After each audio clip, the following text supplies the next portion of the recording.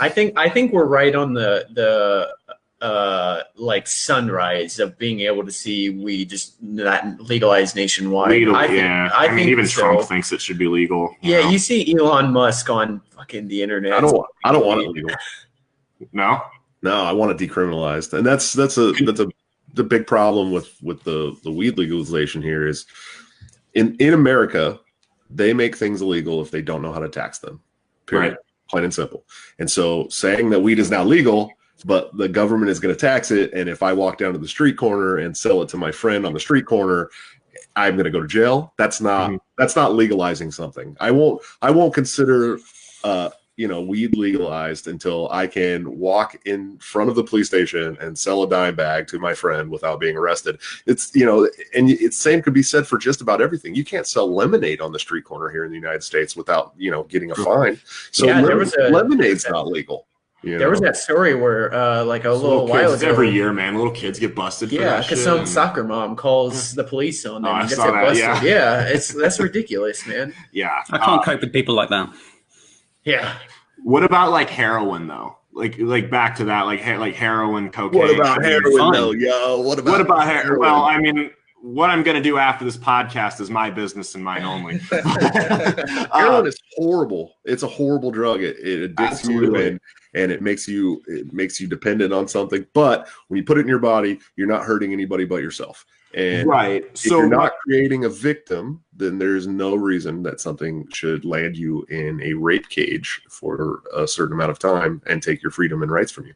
So just there, and I'm not trying to argue, I'm just throwing questions that other people would ask. So if I go out and I sell heroin to a 12-year-old, I mean, what happens to me in this ideal society? James, you want to take that one? You study the poly law a lot more than I do, don't you? I'm not trying to be an asshole. I'm just. How old are you? And you're trying to get? Sorry, how old are you? And trying to get heroin? A 12-year-old. Your 12-year-old failed you.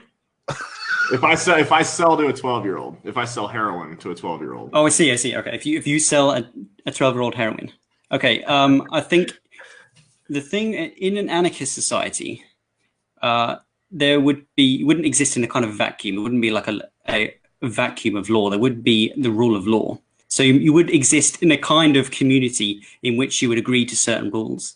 Now, there are, in Spain, my parents used to have a house, and it was in this kind of complex of about 120 houses up in the mountains. And they had their own rules and laws, essentially, for that little patch of land, and they had in essence it was a fee, but you could say it was kind of like a tax. Right. But the thing is, you could leave if you want to. You're not beholden to this, so it's not the same as a state. You're not going to lock in a cage. No, exactly. Right. And let's say there was no threat of force from the Spanish police to for anything in that little commune, so to speak. I can pretty much promise you that the people who organize these things would not be permitting anybody selling 12-year-olds heroin. Now, technically speaking, it wouldn't be illegal, technically speaking, but it would never happen. So I think that's what a lot of people that use this argument don't understand is not having a state doesn't mean there's going to be no rules, right? Right.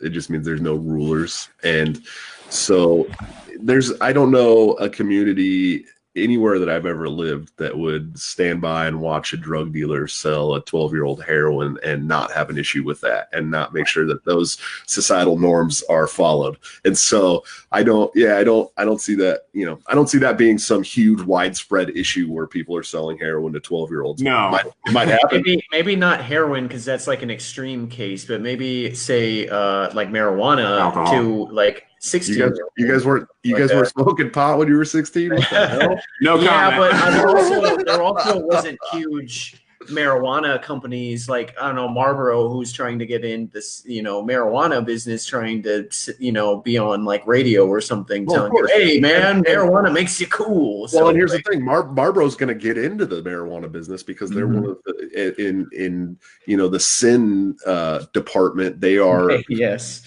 one of the biggest government lobbyists in the country. I mean, Philip Morris literally went out of their way to make sure that growing tobacco was illegal. Now, you can smoke tobacco, you can buy tobacco, you can't grow tobacco. In fact, if you live in Virginia and don't grow tobacco, the state will give you money. It's a very strange situation, but they lobbied the government to make sure that they could have, a monopoly in their area on that plant. And that's what happens when the government legalizes something and puts their hands into it.